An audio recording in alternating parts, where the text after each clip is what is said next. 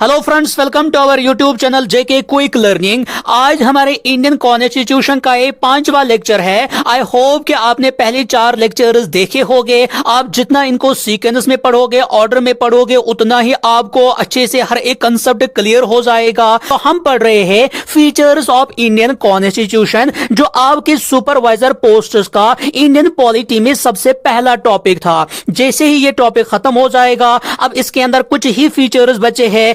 अभी तक हमने 9 फीचर्स इसमें कंप्लीट किए हैं, तो उसके बाद भी इसके अंदर और भी 5-6 फीचर्स है। 2-3 फीचर्स को हम आज की क्लास के अंदर कवर करेंगे, तो नेक्स्ट क्लास के अंदर और 2-3 फीचर्स को कवर करेंगे। तो सारे फीचर्स जैसे ही खत्म हो जाएंगे, उसके बाद नेक्स्ट वीडियो में बनाऊंगा जिसके अंदर हम खाली एमसीक्यू डिस्कस करेंगे, जो कि इसी चैप्टर के बेस पर होंगे। तो उसकी वजह से आपको यहां पर खुद की ही प्रैक्टिस हो जाएगी कि अभी तक जो हमने पढ़ा है, क्या वो हमने सीखा भी है, उस लेवल से हमने उसको पढ़ा है, उस लेवल से हमने सीखा है, ताकि कल जाके हम एग्जाम के अंदर कोई भी अगर ऑब्जेक्टिव क्रिएट हो जाएगा इस टॉपिक में से, वो आपको आना ही चाहिए। उस लेवल की आपको यहां पर मेहनत करके रखनी है। तो चलिए अब हम आज का टॉपिक स्टार्ट करते हैं, लेकिन टॉपिक स्टार्ट करने से पहले हमारी चैनल को सब्सक्राइब करेगा, हमारे वीडियोस को लाइक करेगा। अगर आपको ये वीडियोस हेल्पफुल लगती है तो हमारी वीडियो को भी लाइक करेगा। तो आज का जो पहला टॉपिक है, आज का जो फीचर हमें पढ़ना है इसी इंडियन कॉन्स्टिट्यूशन का, वो है 10th फीचर। 9 फीचर्स हमने ऑलरेडी पढ़े हैं। 9th फीचर हमने पढ़ा था कल ही, directive principles of state policy के बारे में पढ़ा था, और पढ़ा था लास्ट वाला फीचर फंडामेंटल ड्यूटीज के बारे में।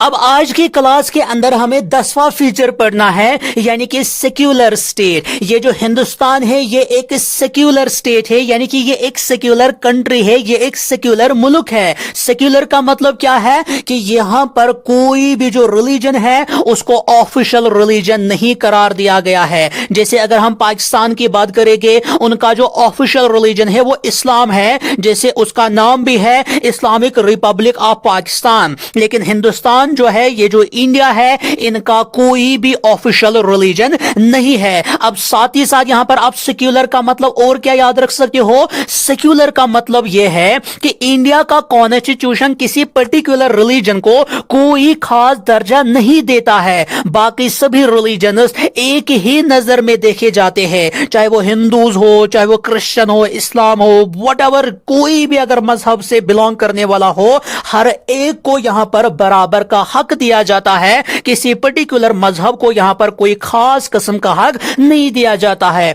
आई होप कि आपको समझ में आया होगा कि इंडिया जो है ये एक सेक्युलर कंट्री है, ये भी याद रखा होगा। और सेक्युलर होने का मतलब क्या है, यहां पर 2 चीजें मैंने इसके रिगार्डिंग बताई। पहली चीज मैंने क्या बताई कि यहां पर हिंदुस्तान का कोई भी ऑफिशियल रिलीजन नहीं है, जैसे पाकिस्तान के अंदर ऑफिशियल रिलीजन है। और दूसरी चीज मैंने आपको यहां पर क्या बताई, सेक्युलर का मतलब है कि इंडिया का कॉन्स्टिट्यूशन किसी पर्टिकुलर रिलीजन को कोई खास दर्जा नहीं देता है। बाकी सभी रिलीजन, जितने भी इस कंट्री के अंदर रिलीजन है, सबको एक ही नजर में देखा जाता है। तो हम कह सकते हैं कि हाँ, हिंदुस्तान एक सेक्युलर कंट्री है। अब यहां पर नेक्स्ट पॉइंट बहुत ही इंपॉर्टेंट है, यहां पर ही आपके एग्जाम में क्वेश्चन पूछा जा सकता है। ये जो टर्म सेक्युलर है, ये हमारे कॉन्स्टिट्यूशन के अंदर पहले था ही नहीं। अब इसको हमारे कॉन्स्टिट्यूशन के अंदर कब ऐड किया जाता है? 1976 में इसको हमारे कॉन्स्टिट्यूशन के अंदर ऐड किया जाता है।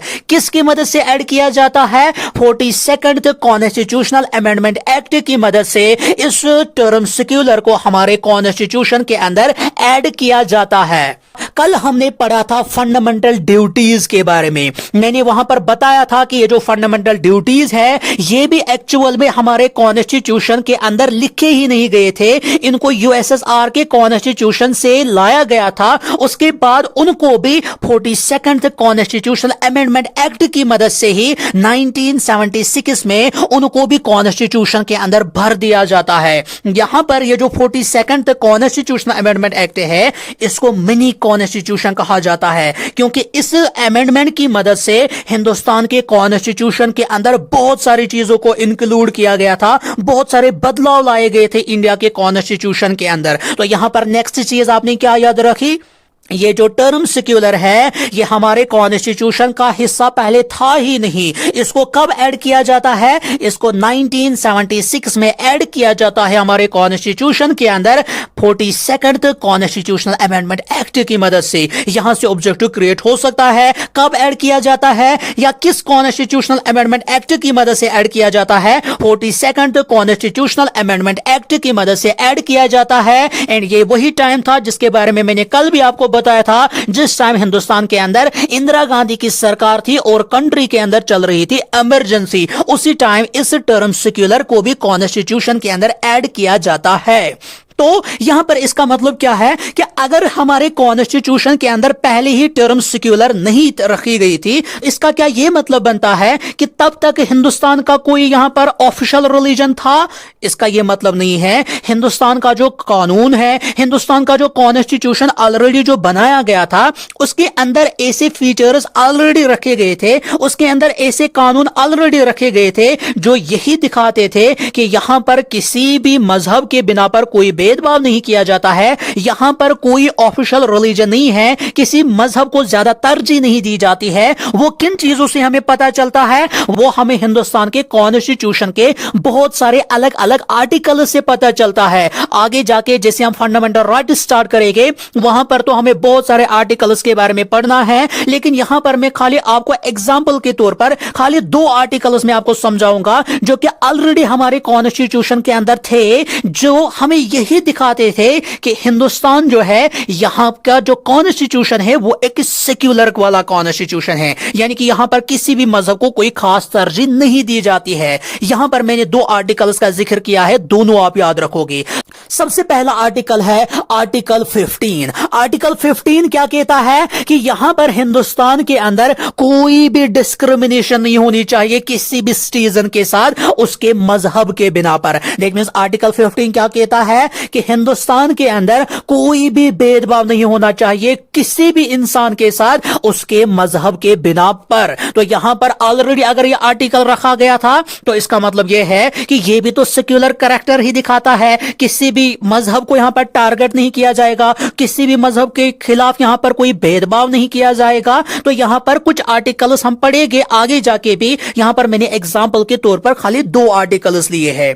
नेक्स्ट आर्टिकल क्या है यहां पर कि आर्टिकल 16। आर्टिकल 16 क्या कहता है कि हर एक इंसान को बराबर का हक मिलता है कोई भी यहां पर नौकरी करने के लिए। यानी कि अगर कल जाके कोई पोस्ट निकलेगे गवर्नमेंट का, यानी कि कल जाके अगर कहीं पे कोई पोस्ट्स निकलते हैं तो उन पोस्ट्स के लिए खाली मुस्लिम से अप्लाई नहीं कर सकते हैं, खाली गोरे अप्लाई नहीं कर सकते हैं, खाली हिंदूज अप्लाई नहीं कर सकते हैं। हर किसी मजहब का जो इंसान है वो उन पोस्ट्स के लिए अप्लाई कर सकता है। यही कहता है आर्टिकल 16। क्या कहता है?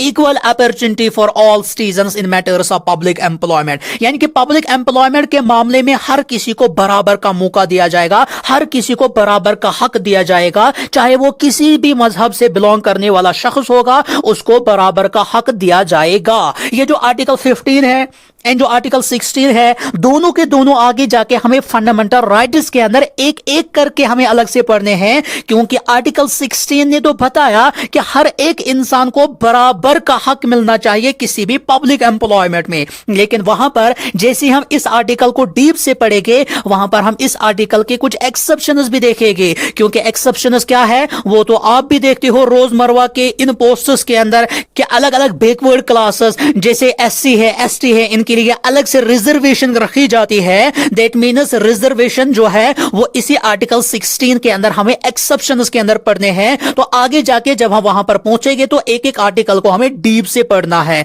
यहां पर फिलहाल के लिए खाली मैंने एग्जांपल इन आर्टिकल्स 2 को यहां पर उठाया था, जिसकी मदद से आपको यह समझ में आ जाएगा कि अगरचे टर्म सेक्युलर हमारे कॉन्स्टिट्यूशन के अंदर थी नहीं ये वाली टर्म, तब भी जाके हमारे कॉन्स्टिट्यूशन के अंदर जो यहां पर फीचर्स थे वो सेक्युलरिज्म को ही यहां पर दिखाते थे।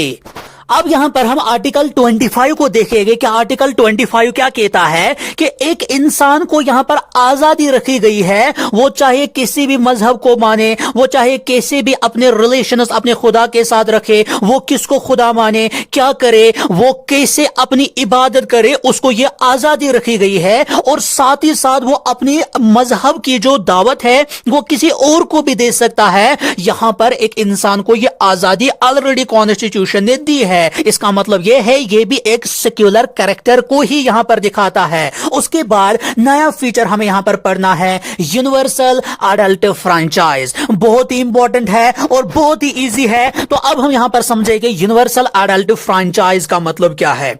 पहला ही पॉइंट मैंने क्या लिखा है, हर एक सिटीजन जिसकी उम्र 18 साल से ज्यादा होगी उसको हक होता है एक वोट डालने के लिए, चाहे उसका मजहब कैसा हो, चाहे उसकी जात कैसी हो, चाहे उसका रंग कैसा हो, उसको नहीं देखा जाएगा।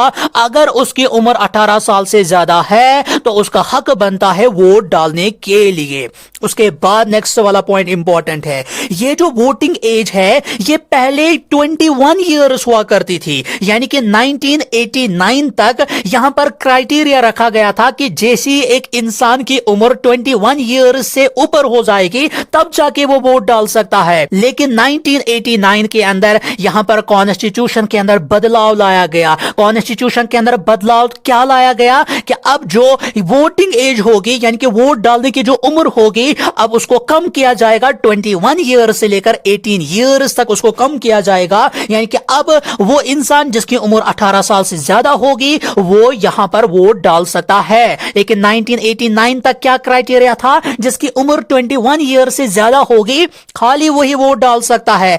अब इस चीज को कैसे चेंज किया गया है, यहां पर हमारे कॉन्स्टिट्यूशन के अंदर यहां से ऑब्जेक्टिव क्रिएट होता है। हमारे कॉन्स्टिट्यूशन के 61st constitutional amendment act of 1988 की मदद से यहां पर हमारे कॉन्स्टिट्यूशन के अंदर बदलाव लाया गया है। हमने पीछे फीचर्स पढ़े हैं कि हम अपने कॉन्स्टिट्यूशन को बदल भी सकते हैं। यहां पर वही बदलाव की बात हो रही है कि पहले क्राइटेरिया था कि 21 ईयर्स की उम्र होनी चाहिए, लेकिन उसके बाद 61st कॉन्स्टिट्यूशनल अमेंडमेंट एक्ट की मदद से यहां पर यह क्राइटेरिया चेंज किया गया। अब जो वोट डालने की उम्र है वो 18 ईयर्स रखी गई है। तो यहां पर आप क्या क्या याद रखोगे कि 1989 के अंदर ही ये जो वोटिंग एज है इसको रिड्यूस किया गया है 21 ईयर्स से लेकर 18 ईयर्स तक। आई होप कि समझ में आया होगा कि यूनिवर्सल एडल्ट फ्रेंचाइज का मतलब क्या है, और इंपॉर्टेंट पॉइंट्स कौन से हैं आपके एग्जामिनेशन पॉइंट ऑफ व्यू से, ये दोनों चीजें आपको क्लियर हुई होगी। यूनिवर्सल एडल्ट फ्रेंचाइज को मैं फिर से यहां पर डेफिनेशन आपको बता दूंगा कि हर एक सिटीजन जिसकी उम्र 18 साल से ज्यादा होगी उसको वोट डालने का हक होता है, चाहे उसका रंग कैसा हो, चाहे उसकी जात कैसी हो, उसका मजहब क्या हो, उसको नहीं देखा जाता है। बस उसको वोट डालने का हक तभी होता है जब उसकी उम्र 18 साल से ज्यादा हो जाती है। आई होप कि ये फीचर आपको समझ में आया होगा। अब यहां पर नेक्स्ट फीचर हम देखेंगे, सिंगल सिटीजनशिप। हमारे कॉन्स्टिट्यूशन के हिसाब से हमें सिंगल सिटीजनशिप दी गई है, ना कि ड्यूअल सिटीजनशिप। इसका मतलब क्या है कि आप खाली सिटीजन ऑफ इंडिया कहलाओगे, आप अपनी स्टेट के सिटीजन अलग से नहीं कहलाओगे। लेकिन अगर हम यहां पर यूएसए एंड स्विट्जरलैंड की बात करेंगे वहां पर है ड्यूअल सिटीजनशिप। इसका मतलब क्या है, वहां के जो रहने वाले लोग हैं उनके पास ड्यूअल सिटीजनशिप होती है। इसका मतलब क्या बनता है कि वहां का जो रहने वाला इंसान होगा, एक तो वो जिस स्टेट के अंदर रह रहा होगा, एक तो उसकी भी सिटीजनशिप होगी, साथ ही साथ उसको अपने कंट्री की भी सिटीजनशिप होगी। फॉर एग्जांपल, ये अगर यहां पर आपका यूएसए है एंड यहां पर यूएसए के अलग अलग यहां पर रियासतें हैं। फॉर एग्जांपल, इस रियासत का नाम मैं रखूंगा ए, इसका नाम रखूंगा बी एंड इसका नाम रखूंगा सी। यहां पर इस बी स्टेट का रहने वाला जो इंसान होगा इसके पास दो सिटीजनशिप होगी। एक तो इसको हक होगा इस स्टेट के अंदर रहने का भी, और साथ ही साथ इसके पास दूसरी सिटीजनशिप होगी, वो होगी पूरी कंट्री की सिटीजनशिप। लेकिन हिंदुस्तान के अंदर क्या है, कोई भी इंसान जिस रियासत के अंदर है उसको पूरी की पूरी कंट्री की सिटीजनशिप होती है, उसको अपनी पर्टिकुलर स्टेट की कोई सिटीजनशिप नहीं होती है। इसका मतलब क्या है, यहां का जो अलग अलग रियासत के अंदर जो रहने वाले लोग हैं वो अपनी स्टेट्स को छोड़ के दूसरे रियासतों के अंदर जैसे जी चाहेगा वैसे वो वहां पर जा सकते हैं। उनको वहां पर अपनी सिटीजनशिप दिखाने की जरूरत नहीं है कि मैं किस स्टेट से आया हूं, कहां से गया हूं, कहां जाना है, क्या किया है, वो उनको दिखाने की जरूरत नहीं है। लेकिन यहां पर स्विट्जरलैंड एंड यूएसए के अंदर क्या है, ड्यूअल सिटीजनशिप है। एक तो अपने स्टेट की भी सिटीजनशिप होती है, साथ ही साथ अपने कंट्री की भी सिटीजनशिप होती है। लेकिन हिंदुस्तान के अंदर आप याद रखोगे यहां पर क्या है, सिंगल सिटीजनशिप है हमें यहां पर, यानी कि हम खाली हिंदुस्तान के सिटीजन्स कहलाएंगे, ना कि हम यहां पर कश्मीरी सिटीजन्स कहलाएंगे। इसके यूपी का रहने वाला यूपी का सिटीजन नहीं कहलाएगा, वो भी इंडियन ही कहलाएगा। यहां पर दिल्ली का रहने वाला दिल्ली का सिटीजन नहीं कहलाएगा। तो यही यहां पर आप याद रखोगे कि हिंदुस्तान के कॉन्स्टिट्यूशन के अंदर जो सिटीजनशिप है वो है सिंगल सिटीजनशिप, और यूएसए एंड स्विट्जरलैंड के अंदर कैसी सिटीजनशिप है, ड्यूअल सिटीजनशिप। आई होप कि आपको ये तीनों फीचर्स आज के समझ में आए होंगे। अब कुछ ही फीचर्स यहां पर बचे हैं, वो फीचर्स हम नेक्स्ट वीडियो के अंदर क्लियर करेंगे। उसके बाद आपका पहला टॉपिक खत्म हो जाता है यहां पर, उसके बाद हम करेंगे इस पूरे चैप्टर के एमसीक्यूज।